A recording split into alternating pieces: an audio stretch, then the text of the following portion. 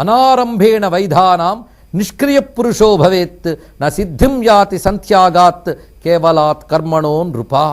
గొప్ప మాట ఇక్కడ వివరిస్తున్నాడు. అనారంభేణ వైధానాం, అసలు ఏ కర్మ చెయ్యని వాడు సిద్ధిని పొందడు, వాడు నిష్క్రియుడు అనిపించుకుంటాడు. గొప్ప మాట అన్నాడు ఇక్కడ. అంటే సోమరి అనిపించుకుంటాడు, నిష్క్రియాపరుడు జడుడు. ఇది తెలుసుకోవాల్సింది. ఈ శరీరమే కర్మ శరీరం.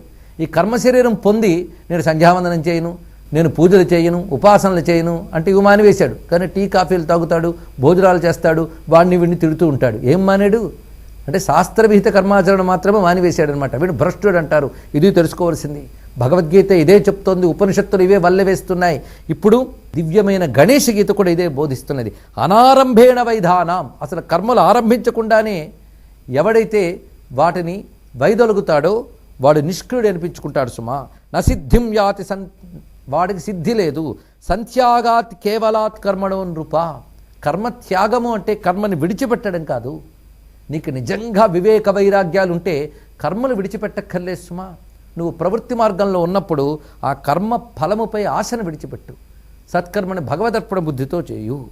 తద్గ్రావం సన్నియమై ఆదౌ మనసా కర్మచారభేత్ ఇంద్రియై కర్మయోగం యో వితుష్ణ సపరో నృప.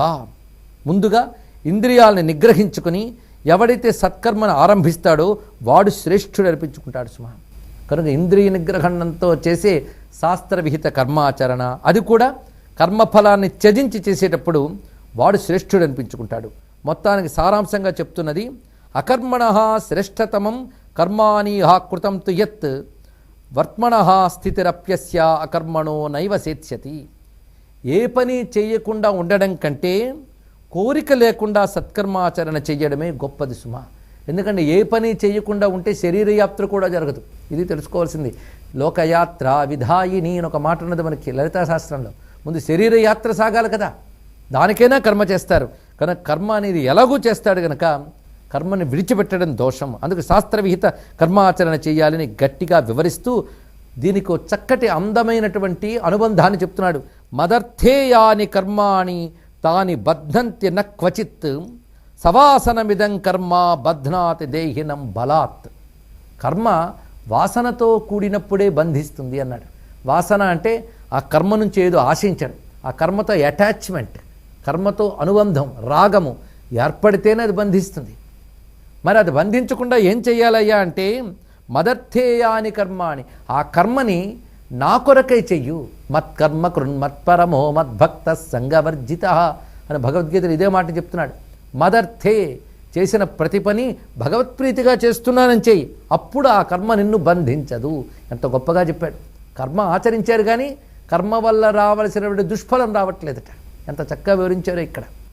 ఇది ఎలాంటిదయ్యా అంటే కర్మ చేసి తీరాలి కానీ చేస్తే బంధము అంటే దీనికి ఉపమానాన్ని చెప్తారు పెద్దలు. పనస తొనలు ఒలిచేటప్పుట జిగురు అంటుకుంటూ ఉంటుంది, కానీ ఒలవాలి అంటుకోకూడదు. అప్పుడు ఏం చేయాలి అంటే చేతికి నూనె రాసుకుని ఆ తొనలు కానీ ఒలిస్తే ఆ జిగురు అంటదట. అదేవిధంగా కర్మలు ఆచరించేటప్పుడు భగవదర్పణ బుద్ధి అనే సంస్కారం మనం అంటించుకుంటే అప్పుడు ఆ కర్మల ఫలము అంటదు. అది చెప్తున్నారు. ఆ విధంగా కర్మలు ఆచరించడమే యోగం అనిపించుకుంటుందని స్వామి ఇంత చక్కగా బోధించి, పరమాం సిద్ధిమాపన్నా పురా రాజర్షయో ద్విజా సంగ్రహాయ హి లోకానాం తాదృశం కర్మచారభేత్.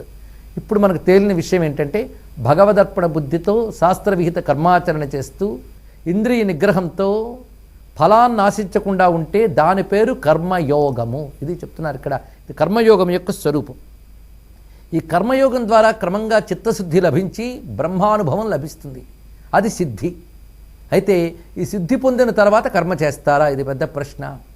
సిద్ధి పొందిన తర్వాత సన్యసించినట్లయితే కర్మను విడిచిపెడతారట. కానీ వాళ్ళు ఇంకా ప్రవృత్తి మార్గంలో ఉన్నట్టుగా కనబడినా వారు సిద్ధి పొంది ఉండవచ్చు, కానీ వాళ్ళు కూడా కర్మల్ని విడిచిపెట్టరు. ఇది చెప్తున్నారు ఇక్కడ. సిద్ధి పొందిన తర్వాత కూడా కర్మను విడిచిపెట్టరు.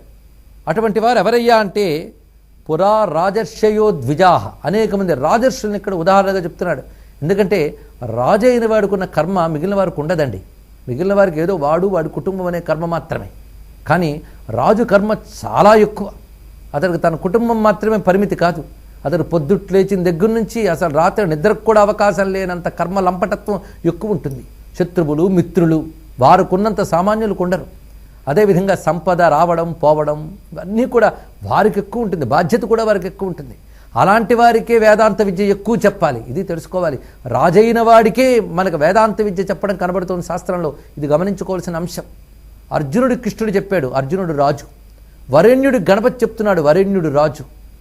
అందుకు రాజర్షుల్ని ఉదాహరణగా చెప్తున్నారు ఇక్కడ. ఎందుకు వాళ్ళని మాత్రమే చెప్పారు, అయితే మనకు కాదా, మనం రాజులం కాం కదా అంటే, ఇది రాజైన వాడికే చెప్పినప్పుడు, అంటే పెద్ద కర్మలంపటం వాడికే ఉంది కనుక వాడికి చెప్పింది అర్థం చేసుకుంటే మనకు అర్థమవుతుంది. అందుకు వాళ్ళకి చెప్పడం ఇక్కడ. ఇది ఇందులో ఉన్నటువంటి స్వారస్యం.